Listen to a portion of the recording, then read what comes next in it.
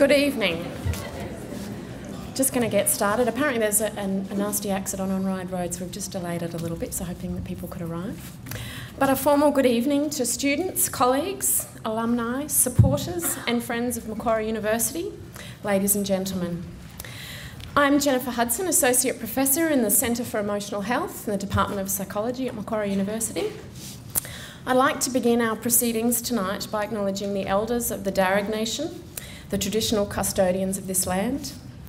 I also pay my respects to elders, both past and present, of the Darug Nation, and extend that respect to all other Indigenous guests who are present this evening.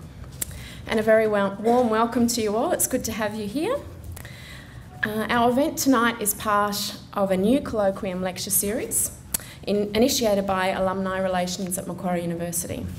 This is being done to highlight the work of a selection of our distinguished professors, and there are 4 lectures in this series, and this is the 3rd one. So the format for tonight is the usual, in that the guest lecturer will present his lecture and then take questions from the floor. So tonight we're featuring our distinguished Professor Ron Rapee, who's been a professor at Macquarie University since 1993, just quietly when I was an undergraduate. It's actually a great thrill and honour for me to be introducing Professor Rapee this evening. Ron has served as an outstanding mentor to me as my PhD supervisor, and since that time has continued to be a superb colleague and friend. I wanted to tell you a little bit about Ron before I gave him the microphone, so just give me a few minutes. Ron is an internationally distinguished scholar, not just distinguished within the perimeters of this university, but across Australia and worldwide. Ron is one of Australia's leading psychologists and deserves to be recognised for his substantial contribution to the field of health, and to the lives of Australian families. His work has led to major improvements in our understanding, treatment and prevention of mental disorders. Importantly, Ron has been the first researcher in the world to demonstrate the prevention of anxiety in young children, and this research will have a lasting impact on the lives of future generations, allowing children access to evidence-based treatments that will change their lives. Ron has published over 250 empirical papers, reviews, book chapters and books. Many of the treatment programs Ron has developed have now become the norm in the field. A principal among these is our child anxiety program, the Cool Kids program, that is used around the world. More recently, his focus has been on the broader dissemination and cost effectiveness of his interventions, and has comprised some of the first empirical evaluations of self-help for several disorders, and this work will result in the delivery of effective treatments for all Australians. His published work has been cited over 6,600 times, and that's accurate because I checked it last night on Google. Professor Rapee is regularly invited to be a keynote and plenary speaker at national and international conferences. He's been on the editorial boards of several of the key international journals in the discipline. And not only has Ron contributed to the field of psychology through his innovative research and theoretical models, he's provided a substantial contribution through his role as an exceptional mentor to his students and colleagues. He's significantly contributed to research training in Australia, improving the health and medical workforce. Ron has also been the recipient of a Distinguished Career Award from the Australian Psychological Society and the Association for the Australian Cognitive and Behavioural Therapy, and several of his intervention programs have also won awards, including consumer videos at a New York film festival. So this is not a bad track record. It's a pleasure and an honour for me to invite Ron to present his address tonight. You're in for a treat. Thank you, Ron.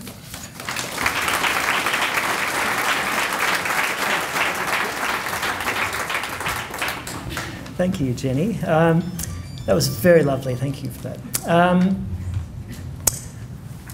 I guess, yes, Jen, I was going to start to say just something quickly about Jen, and that she was my PhD student, but these days is my right-hand person in the centre, and I couldn't imagine running the centre that I'm involved in, or doing the work that I do without Jenny there helping me every step of the way. I was going to say we as part of what we have to do in our work is apply for government grants all the time. Part of the process involves sending off the grant, and then a whole lot of pompous people around the world look at it and read it, and they make all sorts of negative comments about why it's terrible, and then you get a chance to respond to them.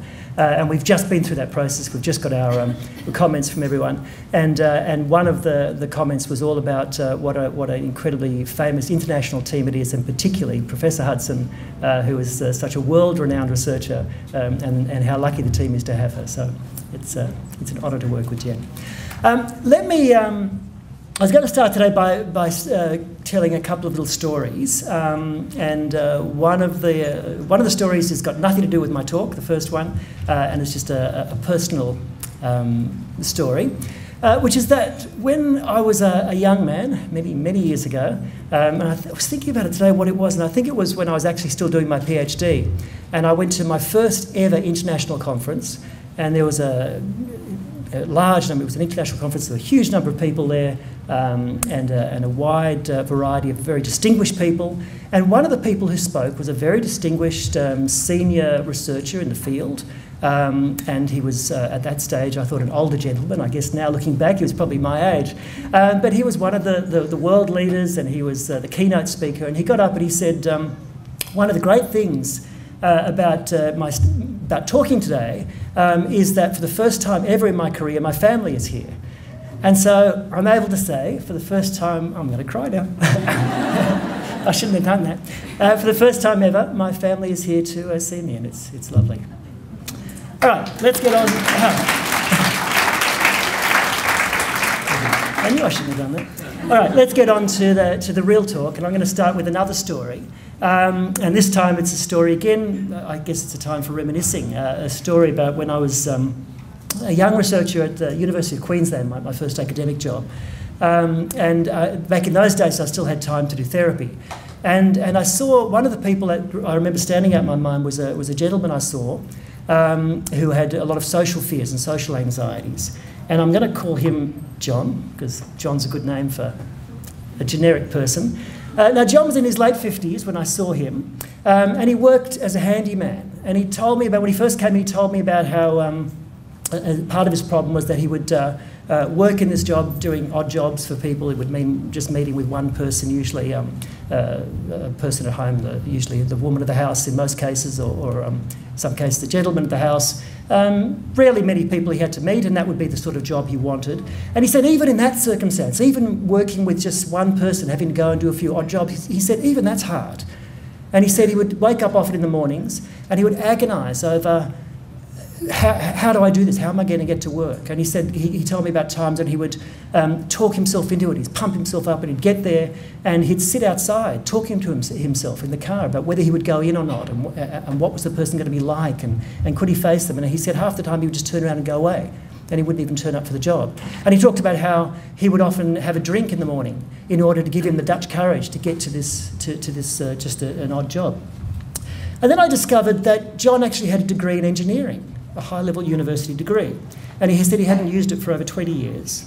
And his bottom line worry, his biggest problem, was that he said he was terrified about what other people thought of him. He was worried that people would think he was stupid, he was incompetent, he didn't know his work, he didn't know how to do it, he was boring, those sorts of beliefs. And so as a result, he didn't socialise, he had very few friends. He said he talked about a couple of friends that he occasionally had coffee with, but that was it. So he rarely talked to people, and when he did, he would often have a drink just to give him the courage to get to see anyone. Now, when I found out more about John, I talked more with him about where it all came from and his background, and he talked to me about the fact that he had this sort of lifetime history of shyness, withdrawal, anxiety. He talked about remembering being a young kid in school and being terrified of school and actually missing great chunks of school because he was so scared of going to school, and his mother would keep him home quite often. He had a history of being bullied and victimised, and that was his memories of school. Beyond that, he then talked about becoming a teenager, an early adult, and he talked about having a few dates, but dates he said, were always a disaster. He couldn't face dates. And he talked about how, as a young man, he was desperate to have a girlfriend. He would look at all the couples wistfully and wish that was him, but he couldn't do it. He couldn't face it. And he talked about managing to struggle through university, and then after university, he had low-level engineering jobs. And he talked about how he would do these jobs and he would do them well, and there would come a point, maybe after a few months or a year or two, where the boss would say, gee, you're doing a great job, I think you should get a promotion, or I think you might want some helpers, you might want a team, at which point he would leave. He couldn't handle that. And so he talked about this whole history of changing jobs all the time, constant turnover, because the anxiety was racking him so much that he couldn't take that extra bit of responsibility. And so that was his history of his whole history of life, to the point where at 50 plus, in his late, almost 60, he came and saw me. Now, the good side of the story is we were able to treat him. What I'll be talking about later on, we have good treatments for anxiety. We can treat anxiety well, and John was no exception, and he responded well. Things improved. He's never going to be the life of the party, a guy like this, but he's a man who got to a point where he was able to join one or two social groups, and in doing so he could see a potential where he was going to hopefully make some friends shortly. He was starting to socialise. He no longer needed to drink to get out of the house. Things were wonderful, so I thought. So I was speaking to him afterwards, 3 or 6 months later on, after we'd finished treatment. We do that with research. We sort of follow people up, see how they're going. And he was talking about all these wonderful changes, how he's now joined a social club, he's got a couple of friends, things are improving. And I said, oh, wonderful, things should be great, shouldn't they? You must be so thrilled. And he looked at me and said, no. He said, I'm miserable. And I was stunned and saying, why are you miserable? And his comment to me, his successful treatment, his comment to me was, I wish I'd known about these things 30 years ago. And so he had been successfully treated, but was unhappy about the fact that he was now successfully treated, because it just reinforced for him the fact that I've missed an entire life, I've lost my life to this problem. So that then should have been the beginning of my aha moment to say, we need to get in early and start treating these people really early and try to stop that lifetime problem. Unfortunately, my aha moment came about 10 or 15 years later, but it did eventually come. And so that's the work I'm going to talk about tonight. It's about trying to get in early and trying to stop this lifetime loss, if you like, this lifetime trajectory of difficulties and anxiety and withdrawal. Okay, let me start by telling you a bit about anxiety in Australia and why anxiety is an issue and why it's a problem. The first issue, based on some of the large surveys we have, the National Survey of Mental Health and Wellbeing was conducted in Australia a few years ago and indicated that we've got around about 14% of the population who meet criteria for what we would refer to as a clinical problem. We're not just talking about high-level anxiousness, but a clinical level of disorder, about 14% of the population over a given 12-month period. So we're talking about 3.5 million Australians who suffer an anxiety disorder within any given 12-month period. Anxiety has a fairly high, fairly severe impact. It's not a problem. One of the issues whenever I talk about anxiety, particularly years ago, not so much these days, is that people would say, oh, worry, a bit of worry. Everyone worries, no big deal. But in fact, anxiety disorders can have a big impact both to the individual and to society, a burden to society. So, for example, people with anxiety disorders have much higher costs to the Medicare and medical system. They use the medical system far more than the average person. They're much more likely to be absent from work or to be unemployed, much more likely to be on social security, much less likely to be married and have lower levels of income than the average person. So anxiety disorders affect the entire society and way of life, our productivity. People with anxiety are also more likely to have other problems. They're more likely to abuse alcohol, more likely to be highly depressed, and in some cases suicidal. One of the things that health economists talk about is this idea of a burden of disease, and they've got all sorts of very fancy statistics that I don't pretend to understand and won't bore you with. I couldn't if I tried. But what they talk about is the burden on society of different diseases, and by talking in that way, they can put different diseases all in one numeric, if you like, one rubric. So they're able to talk about the impact that all diseases have, whether we're talking about heart disease or skin cancer or depression or schizophrenia. We can put them all into one and have a look. And based on those figures, some health economists in Australia have made a prediction that anxiety and depression combined will become the second largest burden of disease by 2030 in Australian society.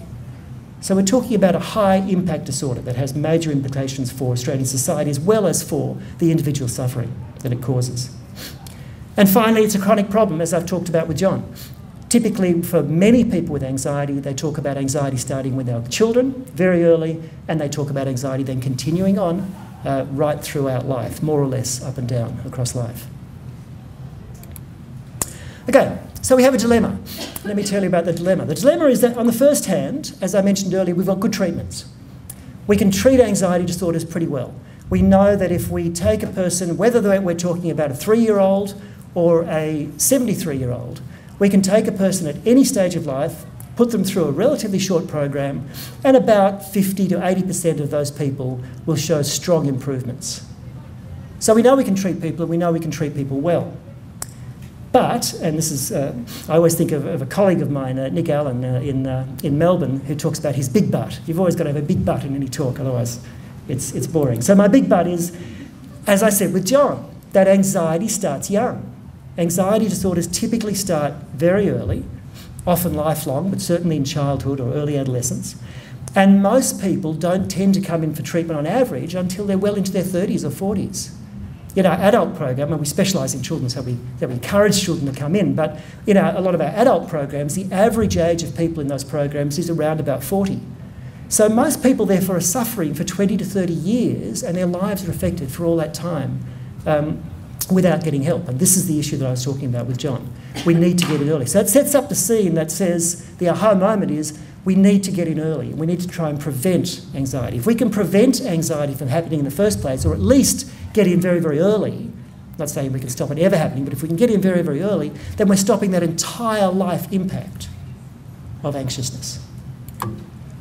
So that brings us to the question, can we prevent the development of anxiety disorders? This is one of my little girls who unfortunately couldn't make it tonight, but I just thought I'd throw in a couple of photos of my girls along the way. I actually do that a lot in my talks around the world, and a lot of people do tell me afterwards that they can't remember a word that I said, but they do remember the photos. So that's my littlest girl. All right, so what causes anxiety disorders? If I could tell you what causes anxiety disorders, then Jenny would be standing up here telling you all about my Nobel Prize. Unfortunately, there isn't a Nobel Prize in psychology, and I don't know what causes anxiety disorders.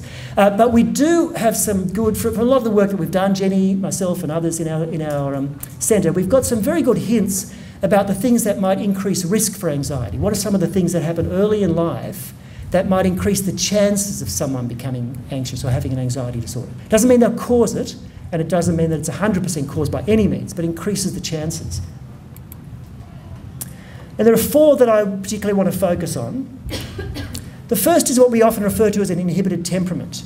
What I mean by that is, and you probably all can recognise this or imagine this, you imagine a young child, 2, 3, 4 years of age, who is playing in a room, and a stranger walks in, and they look up with sheer terror, go running to their mother, grab her leg and hide behind their skirt. That's an inhibited temperament, and that's the sort of kids that we look at in some of our research. Children who hide behind their mother's skirt, who stare at the other person in the room terrified, who won't approach the other person, who won't go and join them to play a game, things like that. Those are some of the measures that we use. And we know that children with those sorts of behaviours are at greater risk to develop an anxiety disorder down the track. Now, that doesn't by any means mean that they'll definitely have one. In fact, the vast, vast majority of those children will never have an anxiety disorder down the track. But they're at greater risk. They are slightly more likely. So it's a risk factor. So if we can identify those children, we can start to identify which kids might have problems down the track and do something about it. Secondly, an anxious parent. We know that anxious children tend to have anxious parents. Doesn't mean the parents have anxiety disorders. They are slightly more likely to be anxious on average. And it certainly does not mean that an anxious parent will have an anxious child. There are many anxious parents that have completely outgoing, confident children. But again, it's that risk factor. It means that those people who have an anxious parent have a slightly greater risk of developing an anxiety disorder.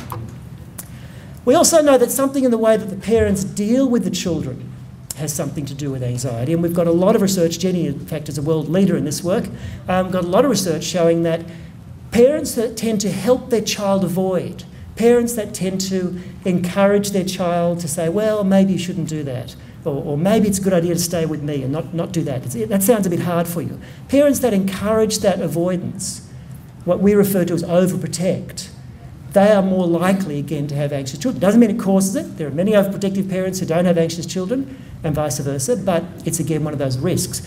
And we also know that the reverse is true. We know that having an anxious child causes a parent to be more overprotective. If you've got a child who's anxious, you automatically start to mollycoddle them and go, oh yes, of course, let me help you. Of course, any parent that loves their child will do that. It's natural. So we're not blaming the parents by any means. It's a natural consequence. But we know that once they do that, they're then more likely to have an anxiety problem with their child later on. More likely. And finally, the way a parent reacts in front of their child. So we know that if a parent acts very anxious and shows expressions of anxiety and talks in an anxious sort of way in front of their child, that also increases the risk that the child will learn from their parent and become more anxious down the track.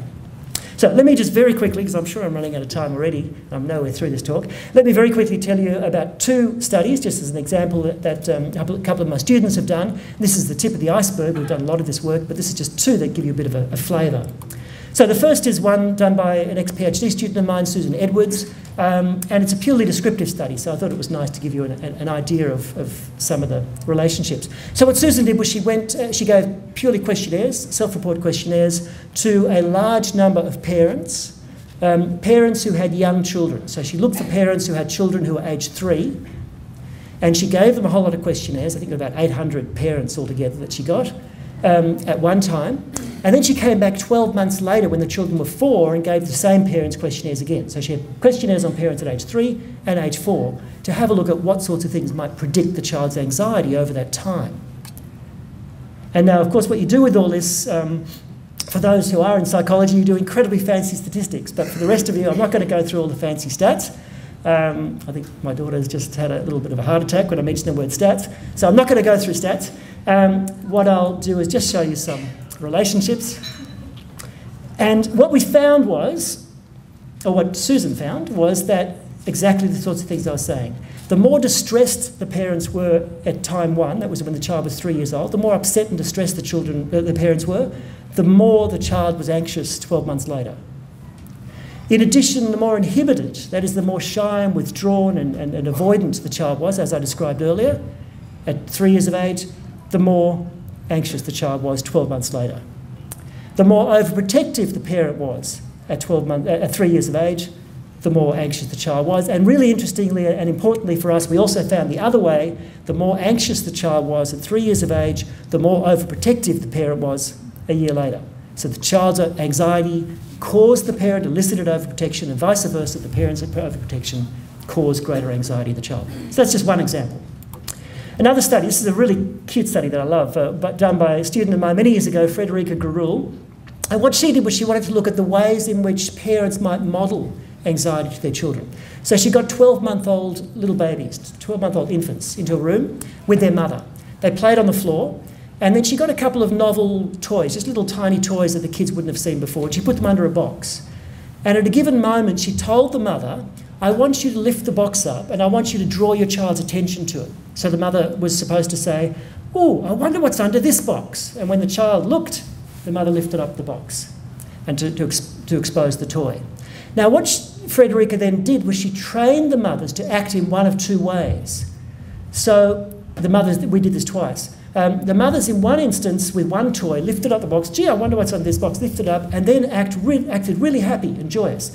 Wow, look at that. Now, they didn't say anything. They didn't tell the child, you should play with that. They never gave instructions. They just acted happy and excited. In the other time, the other condition, there was a different toy, lifted up, said, gee, I wonder what's on this, and they went, and acted really scared. That was my scared face. So they acted really scared, terrified. And then we wanted to see what the kids would do. And what we measured was how much do the kids go and play with the toy. Now, kids love to play with new toys. So they see a bright, shiny toy, they want to go to it. So their natural tendency is to go and play with it. We wanted to see what they did in these two conditions. And on this particular thing there, I don't know if you can see this, but basically the way I've got it is that anywhere scoring below the 0 means the kids kept away from the toy. They avoided the toy. Above the 0 means the kids approached the toy and played with the toy. So when the first trial here, this first bit is what happened when the mothers did that face. So what I should say, the mothers held the expression for 30 seconds. So they went and stayed there for 30 seconds and then stopped. So while they were doing that, while they were holding this for 30 seconds, this is what you saw. When the mothers acted scared, the kids avoided the toy. They didn't go anywhere near the toy. When the mothers acted really positive, the kids immediately ran up and started playing with the toy. That's not rocket science, hardly surprising. Okay, the mothers act a certain way, the kids do it. What we were then really interested in was the next trial. The next trial was a minute later. A minute later, the mothers, once again, we got the mothers to play with the child, distracted the child, they played. We meanwhile put the toy back under the box. The mother then a minute later said, "Oh, I wonder what's under this box." Lifted it up, but this time she gave no expression, completely neutral. So what we were interested in was, do the kids learn something about that toy? And obviously I wouldn't be standing here telling you this if the answer was no, so yes, you know the answer. There you go. A minute later, these kids were still avoiding the toy. At this point, the mother was not giving them any information about the toy. The kids had learnt from the mother's previous expression about the toy.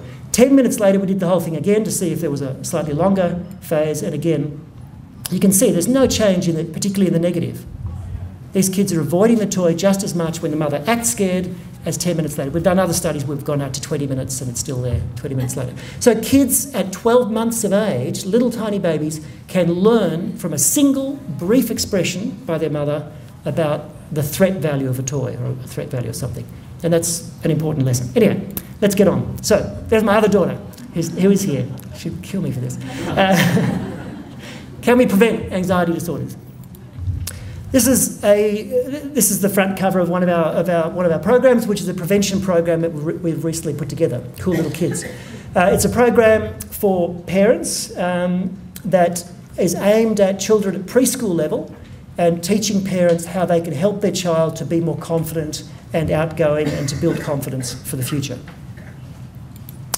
Let me tell you about it. I'm going to tell you about a study we did to have a look at whether the Cool Little Kids program actually works. So the question is, can we prevent anxiety down the track? And so we did a study, a number of years ago with lots and lots of government funding to have a look at whether we could prevent the development of anxiety disorders.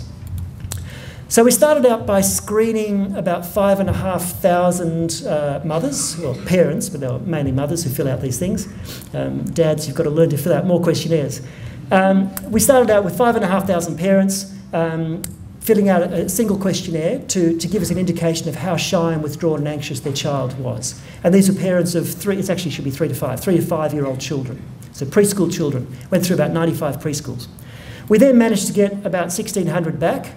So if you learn nothing else from today's talk, just learn that if you're ever asked to be involved in a research study, please do it.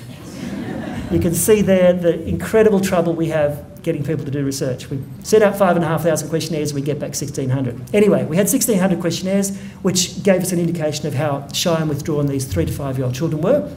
We then selected the most withdrawn children, the top few percent, and we got them to come into a laboratory assessment.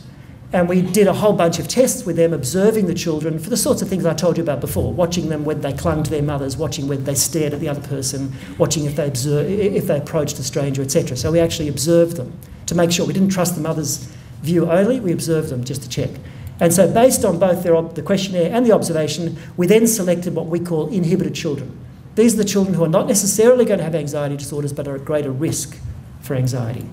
And so we ended up with 146, and of those we then followed them over a few years, which I'll tell you about in a second, and we got 121 who returned information at some point. So I'm going to tell you about 121 kids. Now, we allocated those kids, this is what we do in research, we randomly allocate them. I should say at this point we had absolutely no idea whether this program was of any use whatsoever. So we had no qualms about randomly allocating because we didn't know if it would work. And half the parents got the Cool Little Kids program, the prevention program, and half the parents were just in what we call monitoring. That is that we just checked them every year to see how the child was going. They got nothing from us apart from that. So they got no information. And the kids altogether were assessed 4 times at ages approximately 4, 5, 6 and 7. So they were assessed, the first time they were at average age of about 4, second time average age about 5, 6 and 7 years of age. So we assessed them over 3 years. Okay, let me very quickly tell you about Cool Little Kids. How long have I? Okay. It's a parent-only program. Jenny is actually doing a trial at the moment to have a look at whether if we add the children in and actually do some work with the children, does that help? I think you are. But the way we ran it was a parents-only program. So it was kids, it was parents, the kids didn't come in at all except for that initial assessment, and later assessments we never saw the children. We ran it in small groups, about 6 families per group, and there were 6 sessions, about 90 minutes a session. The parents came in for 4 sessions each week, for 4 weeks. Then they came in again 2 weeks later, and then again a month after that, and that was it. Now, we did that on purpose. That was very brave of us. Well, at the time we knew it was brave, and I actually thought we'd get no effects. It's an incredibly short program, and we made it incredibly short for a reason. And the reason is, think about how often, I was going to say, actually sunscreen's quite a good, how often people here go for a pap screen or some sort of cancer screen. How often do you go to the dentist? Or how often the 6-month check comes around and you go, I'll do it next month, I'll do it later. People don't do prevention. People don't like prevention. So we thought if we came along with a 20-session program, who's going to turn up? So we tried to keep it really short. The other reason is that if we ever want governments to actually pay for this and take it up, it's got to be cheap. Unfortunately, our government will not pay for really expensive programs. Well, unless it's got to do with the NBN or something like that. So we had to make it really cheap. Computers they'll pay for, psychology they won't. We had to make it really cheap. So it's a 6-session program, which was the least we thought we could get away with because we wanted to make it cheap and short, quick and easy. Okay, we aimed at the program, obviously, at those 4 main risk factors. So the sorts of things we do is we teach parents how to be less protective of their child. We teach parents to be less anxious themselves and to stop sort of expressing anxiety. And in particular, the main thing is we teach parents to help their child reduce their natural avoidant tendency by getting them to start to expose themselves, to start to get out and face the situations they're afraid of in a very gradual way. I'll just tell you about this. One of our last paper was published in the American Journal of Psychiatry, and that's probably one of the most prestigious mental health journals in the world. And so I'm very proud of the fact that I've got a paper in the American Journal of Psychiatry. But that's the least of my pride and my joy. My family will tell you that I'm actually a bit of an amateur photographer. I like to play with photography. And so of all the talks I've given around the world, all the keynote addresses I've been invited to, all the papers I've published in prestigious journals, none of that counts. The most exciting thing to me is that that's actually one of my photos on the cover of American Journal of Psychiatry. That is a claim to fame that, that none of my colleagues could ever pretend to have. All right, so remember we did a 6-session program, cool little kids for half the people, their parents, and half the kids, their parents got nothing. And then we checked them at average 4, 5, 6 and 7 years of age. So let's have a look at how we went. The first thing I'll talk about is the number of anxiety disorders that these children met criteria for. It's sort of a clinical term. We talk about anxiety disorders, and it's a bit of an arbitrary cutoff, but that's our way of talking about clinical levels of clinical problems with anxiety and how many of these things did the kids actually have. So to begin with, when they started out, the 2 groups both had around about 2 on average. The children already had about 2 anxiety disorders. So you could, a pedant would probably say this is not really prevention. In a way, it's not. But it's very hard to get in much earlier. These kids at 3, 4 years of age are already meeting criteria for anxiety disorder. So on average, these kids, remember we're picking the worst kids, we're picking the most severe kids here. So already they were meeting criteria for about 2 anxiety disorders. 12 months later, they were much better in both groups. So those of you parents who've got 3, 4, 5-year-old children who are very shy and might have anxiety problems now, just be rest assured that if you do nothing, the majority of them will get better. And we know that. And that's a really important thing. When parents call me up and say, I've got a 3-year-old and they're terrified and I've got to get therapy, what am I going to do? Usually one of the first things I say is, maybe wait for a little while, then see how you go. Because many of these kids will grow out of it. Growing out of it's a silly term. They develop coping strategies. They learn through growing up, through their parents' help. So that's the first lesson. Many of the kids whose parents did nothing did better. But if you look there, the kids whose parents got what I'm calling the education program, that's the Cool Little Kids program, they had a bigger drop. They did better. So yes, kids do grow out of it, but they do better if their parents get the guidance to tell them how to help their child. 24 months, that effect got a little bit bigger. And by 36 months, it got bigger still. So by 7 years of age, the kids whose parents got no help were showing, on average, about 1 anxiety disorder each. Whereas the kids whose parents went through a 6-session Cool Little Kids program, on average, had half an anxiety disorder. From a public health perspective, if you multiply that across Australia, that's a massive difference and a massive cost saving. Just a different way of looking at it, this is the symptoms that mothers reported about their child. How many symptoms on a questionnaire measure my child has. It's a funny way of doing it, but basically down the bottom is less symptoms and up the top is more symptoms. It's just the way I have to do it statistically. Basically, there's no difference at baseline or at 12 months. If anything, the waitlist group is actually, the group who got nothing is actually doing a bit better. But by 24 months, that's flipped around. The kids in waitlist are starting to show more symptoms. And by 36 months follow-up, in other words, by the time the children are 7 years of age, the kids whose parents got no help at all are doing much worse than the kids whose parents got some education. Now, all of our information, 99% of our information is from parents, and that usually means from mothers. One of the most exciting things for me in this research was by 7 years of age, the kids were now old enough, by the time we followed them to 7, they were now old enough to tell us themselves how anxious they were. At 4, 5, 6, it's hard to get measures like that on kids. By 7, we have questionnaire measures we can actually give to kids. Remember, we had never seen these kids, except for their yearly appointments. So we had to look at the children's own reports at age 7, and that's what psychologists, statisticians refer to as statistically significant. It's not a huge difference, but it's a very real difference. And what we found there was the kids whose parents got the Cool Little Kids program had significantly less anxiety symptoms than kids whose parents got no help. And that's on the kids' own comments. So that, to me, that was the best bit of evidence, because the other stuff, it may be that we're just training the mothers what to say, if you like. But now, this is not training anyone what to say. These kids are telling us themselves. Okay, one of my colleagues in Melbourne, Kathy Michalopoulos, I can't even say that really well. After a few drinks, it's even harder. But Kathy did this lovely study. This was without my involvement or without me knowing about this. What she did was she's actually a health economist, not a psychologist. And so she wanted to look at the cost effectiveness of Cool Little Kids. Is it actually worth spending money on? Is it something that a government should invest in?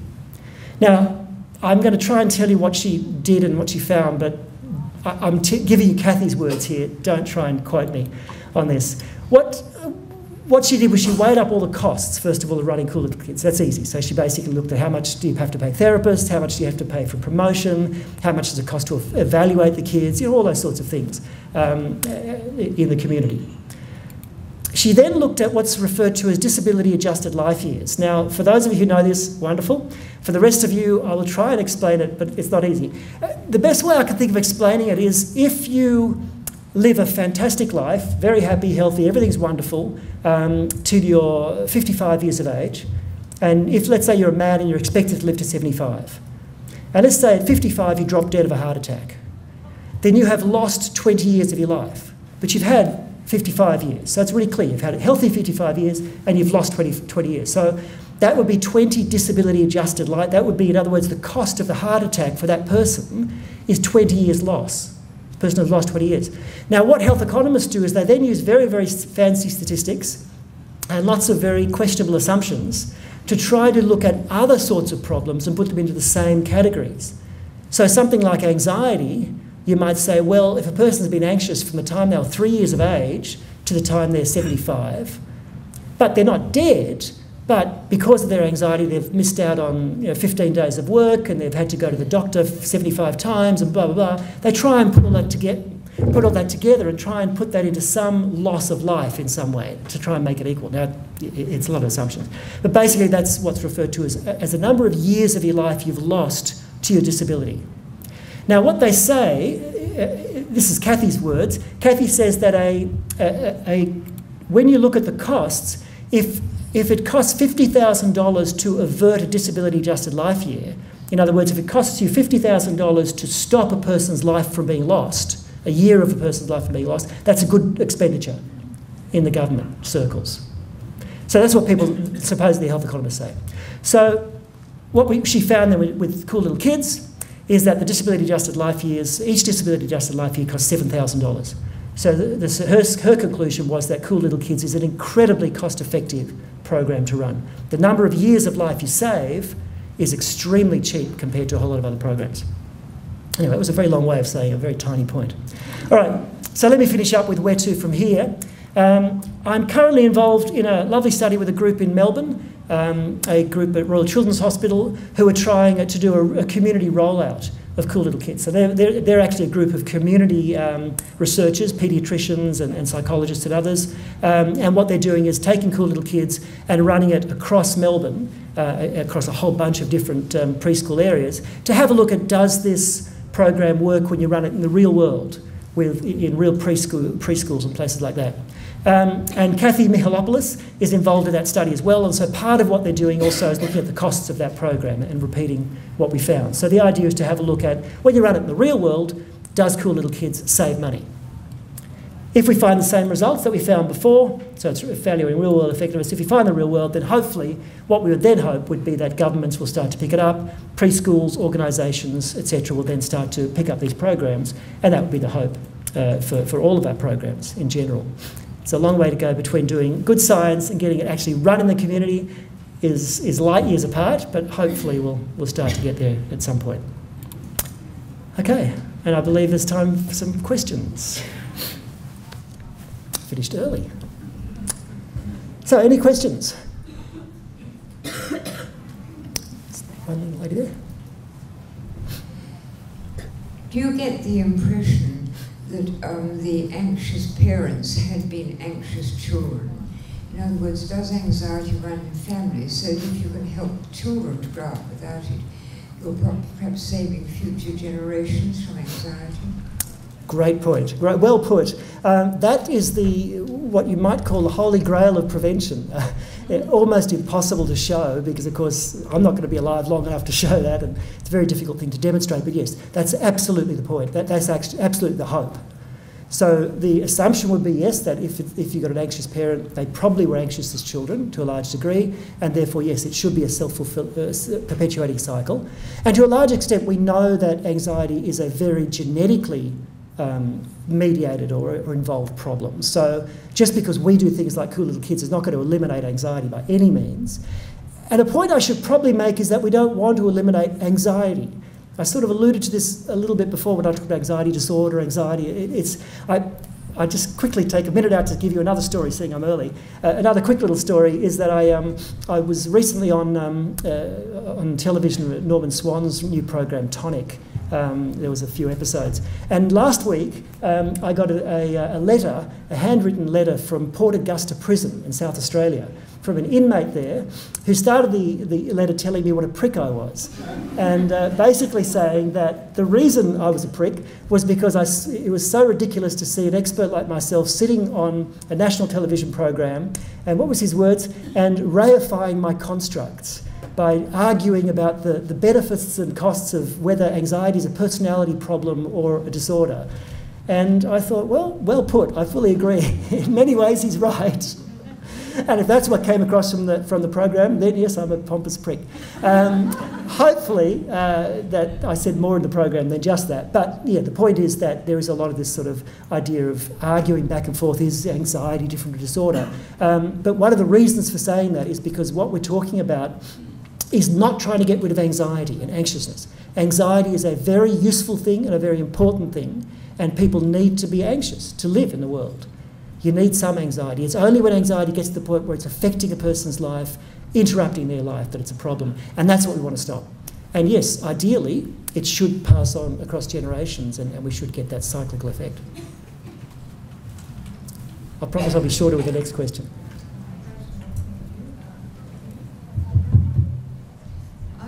I know the study was small, but in the real-world study conducted in Melbourne, will you be looking at cultural differences, or does anxiety, is it a cultural thing? Well, the study in Melbourne is looking specifically at this idea of prevention. So in terms of cultural differences, I guess the question would be, do different cultures, are they able to change equally? or does one culture manage to do it and the other culture doesn't? And I would guess we're not going to have the numbers, even in a bigger study. The study in Melbourne, this study was 121 or whatever, the study in Melbourne we're aiming for 500, so it'll be like 4 times the size. But even that, once you start dividing up by cultural groups, it gets very small. So I suspect we won't. But in terms of whether anxiety itself is a cross-cultural phenomenon, the answer is almost certainly yes. All cultures report anxiousness. Where cultures differ is that they differ in the way they talk about the anxiety, and presumably, therefore, also in their inner experience of it. So some cultures will talk about anxiousness more through sort of physical symptoms, and others will talk about it more through inner experience, emotional experience, etc. So it varies in the way they talk about it and maybe the way they experience it, but all cultures experience anxiety. In the 4 factors that you identified when you were doing the studies, did anyone stand out more than the other? Like I'm thinking of overprotection, which seems to be a societal thing at the moment, and I'm just wondering. Yeah, good question. The question was whether one of those factors seems more important than the others. Look, I would say the temperament is clearly, in terms of as a predictor of risk, you're saying. So to predict, if I measured those 4 factors in a bunch of kids, and then said which of those best predicts the anxious children, it'll be the temperament. And again, that's part of that reification thing, that temperament is so similar to anxiety. We're really measuring much the same thing, but if you measure that at one time, it's the best predictor of anxiousness down the track. Hi. Hi. Thanks for that. Some really interesting research there from looking at kids from 12 months and up into 3 to 7 years. I guess the question I have is, what's the tipping point for parents looking to seek getting further help? Maybe there's no magical, but in looking at the 4 risk factors, you said, you've got the program there, but at what point would a parent then decide, okay, well, we've got a problem here, we need to go and seek some help here, and then what are the resources available for parents? All right. That's sort of the age-old question, is that when, and I get asked that question a lot, as to, should I get help? When should I get help? It's a very difficult question because it's not a cut and dried thing. I think the best answer is to say, if the anxiety is affecting the child's life, then it's worth doing something about it. The Cool Little Kids program that we just talked about, as I mentioned, is 6 sessions, 90 minutes. We're talking about pretty minimal. It doesn't require a lot of involvement. And the sort of lessons that we talk about, teaching the child different ways of approaching situations, encouraging them to do things that are a little bit scary but not beyond them, etc., etc. They're common sense types of things that most parents do anyway. So these are not bad things to do. With our older treatment programs for older kids, they typically are 10 sessions, 12 sessions. So again, they're not really long and involved. And again, the sorts of things we teach are very common sense practical skills, ways of managing their anxiety, ways of building confidence. So the answer is, if the anxiety is affecting the child's life and stopping them from maximum enjoyment and maximum fulfilment of their life, then why not do something about it? It's not a bad thing to do. If you're thinking about medication or something, that may be more of a thing to weigh up. But for something like a practical skills-based program, it's really not a difficult thing. In terms of resources, there are some. Certainly in Sydney, we've got Macquarie University. We've got our emotional health clinic at the Centre for Emotional Health, where you've got brochures on your thing, and we see kids, adults, right through the age span. There's also a lot of clinical psychs around now who know these skills and are very good at them. So going and seeing a psychologist and asking them about their knowledge, about their qualifications. Don't be shy to ask, what do you know, what have you done? So they can tell you what they're going to do with you or with your child. That's often a good way to go. But there are plenty of resources around, and they're growing now. Medicare has helped a lot with psychology, and I gather the current talk, I'm putting a little political plug in, the current talk in the budget is to cut back on Medicare benefits of psychologists. So if any of you have a beeline to your local member, you should write to them very quickly and say, don't cut back on psychologists' benefits. There's one up there. Oh, yeah. Ron, what happens if a parent does ask me at 3 years old, the child at 3 years old, and I can say, let's wait for a while, let's wait and see. What about later on in primary school at a 9-year-old where there is significant impairment? I often do get asked that. Well, will they grow out of it? Well, I don't know, I can't say. But what happens really from that primary school cohort? Well, I think that my answer would be again about that issue of of weighing up, is it worth doing something and how much is it affecting the child's life? So it's a bit of a weigh-up issue. Is it affecting the child's life enough that it's worth doing something about it? And so the answer might be no. It would be more likely to be no at primary school, because anxiety affects kids less at primary school. But at preschool. Once they get to primary school, as you said, anxiety does start to affect more. For example, if we get a lot of kids in our program where the parents say, oh yeah, they've always been scared to separate from me, but I haven't cared about it, didn't matter until now when they've got a school camp.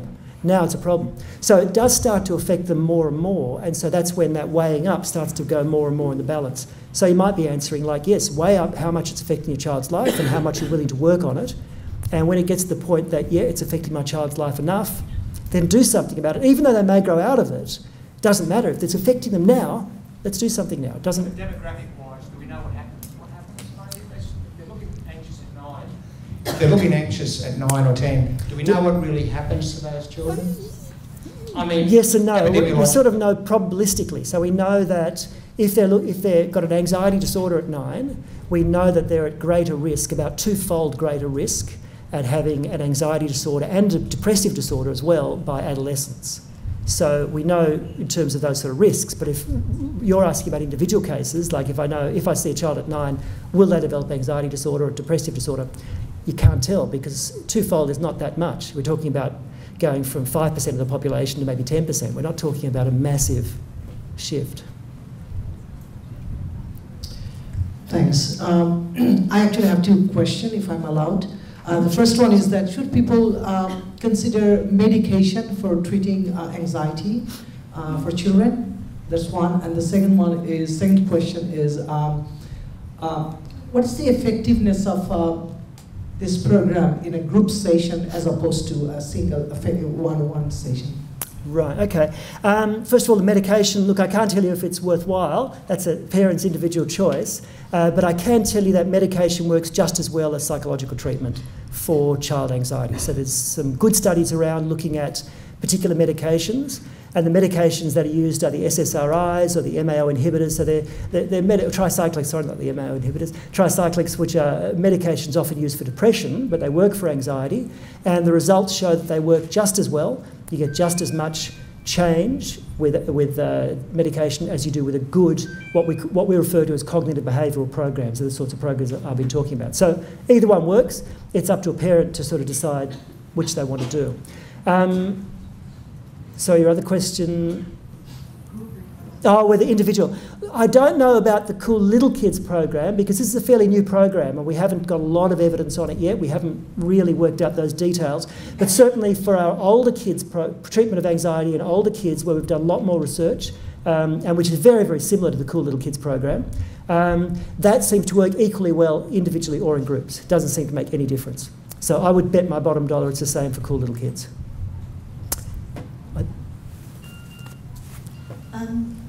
You said that you thought that maybe temperament would be the most important factor in anxiety later on, but at the same time you provided information about the research about the novelty toy, where the mother's reaction seemed to influence the child, and also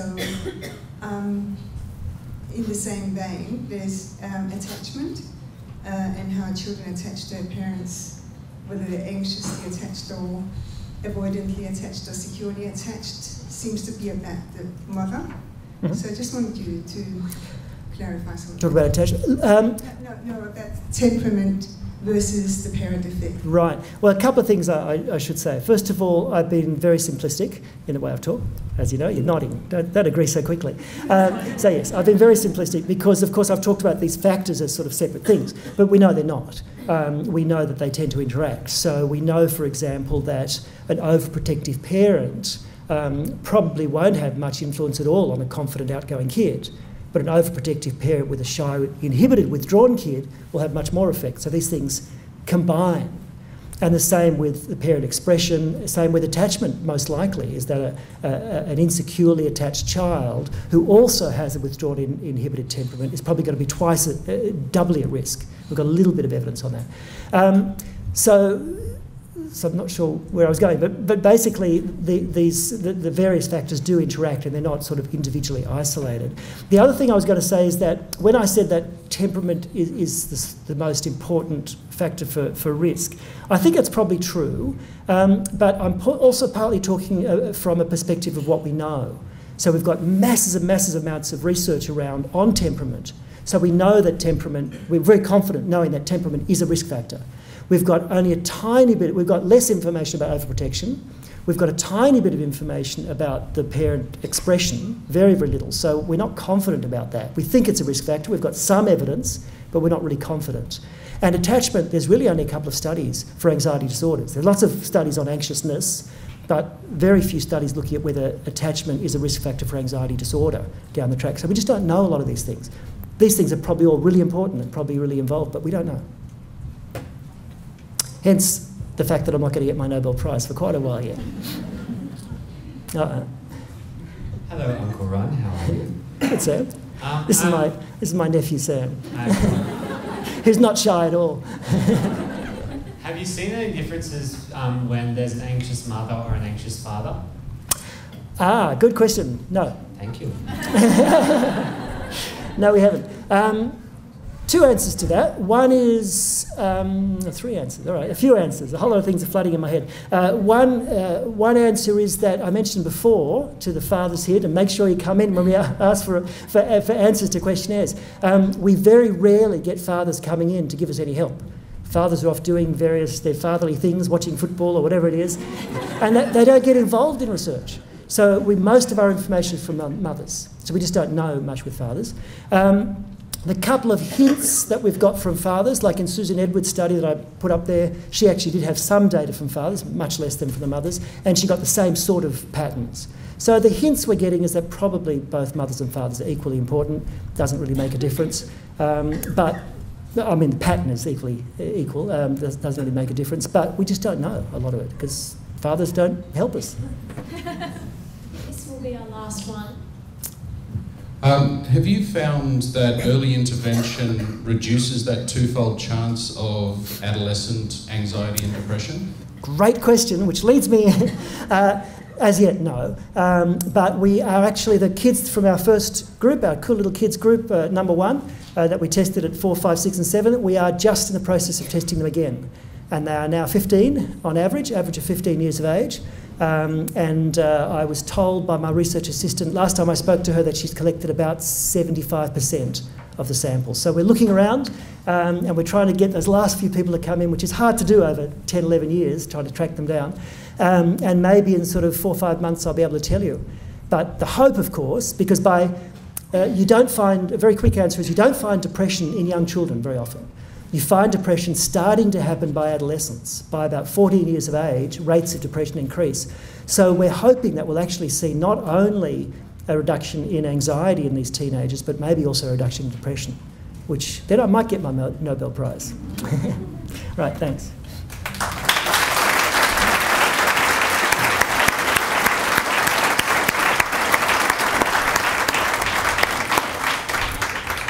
Well, thank you very much. This is concluding our the ceremony tonight.